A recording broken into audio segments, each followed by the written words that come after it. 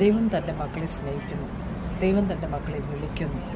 ദൈവം തൻ്റെ ആത്മാവിനാൽ എല്ലാവരെയും നിറച്ചു.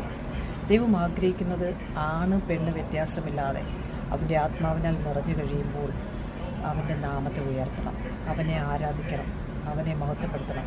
ഫേബ റോമാലേഖനവുമായിട്ട് റോമിലും പൗലോസ് അയച്ചതുപോലെ എഴുതിയത് മറ്റൊരു വ്യക്തിയെയും കൊണ്ടാണ് പൗലോസ്, പക്ഷേ അയച്ചത് ആ പുള്ളീനെ അല്ല, ഫേബേനെയാണ്.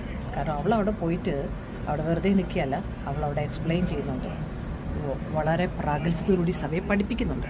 സോ അതെന്താ കാണിക്കുന്നതെന്ന് വെച്ചാൽ, ഒരു സ്ത്രീക്ക് പഠിപ്പിക്കാൻ പറ്റും, ശുശ്രൂഷ ചെയ്യാൻ പറ്റും. വിളിച്ച് വേർതിരിക്കപ്പെട്ട ഓരോ ദൈവമക്കളും അതത് ശുശ്രൂഷകൾ ചെയ്യുക.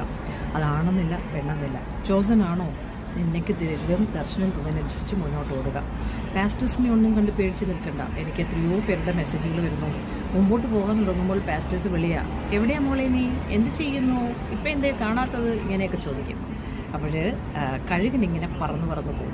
ഓക്കെ, കഴുകൻ പറന്ന് പോകുമ്പോൾ കാക്ക കാ കാ ക്രോ, കാക്ക അങ്ങനെയല്ലല്ലോ, ക്രോ ക്രോ, അതുമല്ല ക്രാ ക്രാ ക്രാ, എന്തെങ്കിലുമൊക്കെ സൗണ്ട് ആവട്ടെ, അതങ്ങനെ വെച്ചോണ്ടിരിക്കും. നമ്മളതൊന്നും നോക്കണ്ട, പറന്നുയരുക, നമ്മളുടെ കിരീടം നമ്മൾ കൈവശമാക്കുക.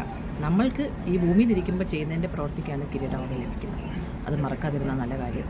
അവരത് മാന്തി വിവരിച്ചു പറഞ്ഞു, അവരത് പറഞ്ഞു, ഇവള് മാസ്റ്റർ ആയതിനു ശേഷം ഇങ്ങനെയൊക്കെ, ഇതൊക്കെ പലതും നമ്മൾ കേൾക്കും. കഴുകൻ പറന്നു വരിക തന്നെ ചെയ്യും. യഹോവയ്ക്ക് വേണ്ടി കാത്തിരിക്കുമ്പോൾ ശക്തിയെ പുതുക്കും. അവർ തളർന്നു പോവുകയില്ല, ക്ഷീണിച്ചു പോവുകയില്ല. അവർ നടന്നാലും ക്ഷീണിക്കത്തില്ല, ഓടിയാലും ക്ഷീണിക്കത്തില്ല, അവർ പറന്നുകൊണ്ടേയിരിക്കും. So never give up. God has a great plan about you. നിങ്ങളുടെ ഭവനത്തിൽ നിങ്ങൾ ഒറ്റയ്ക്കായിരിക്കും, പക്ഷേ ഇത് നിങ്ങളുടെ കൂടെ മക്കളില്ല, ആരുമില്ല, അവരിങ്ങനെയാണ്, അവരങ്ങനെയാണ്, ഇതൊന്നും പറഞ്ഞുകൊണ്ടിരിക്കാനല്ല. പ്രശ്നങ്ങൾ നിങ്ങളുടെ പേഴ്സണലാണ്. ആ പ്രശ്നങ്ങളെ നിങ്ങൾ നിങ്ങളുടെ പ്രാർത്ഥനയിൽ, ദിവസരീതിയിൽ വെക്കുക.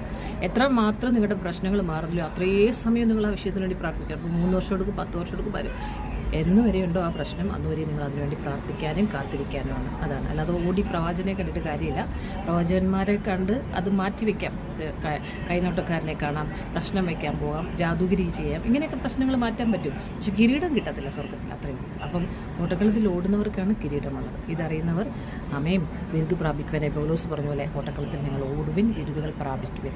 അപ്പോൾ നിങ്ങളുടെ വിളിയും തിരഞ്ഞെടുപ്പും അനുസരിച്ച് നിങ്ങളൊരു ലുദിയാണോ, പ്രിസ്കില്ലയാണോ, യൂനിയ എന്ന സ്ത്രീയാണോ, ഫേബയാണോ, മറിയയാണോ, ന്യൂംഫയാണോ, നിങ്ങൾ തീരുമാനിക്കുക. ന്യൂംഫയ്ക്ക് വീട്ടിൽ ഒരു സഭയുണ്ടായിരുന്നു, കൊളോസ്യലേഖനം 4:15.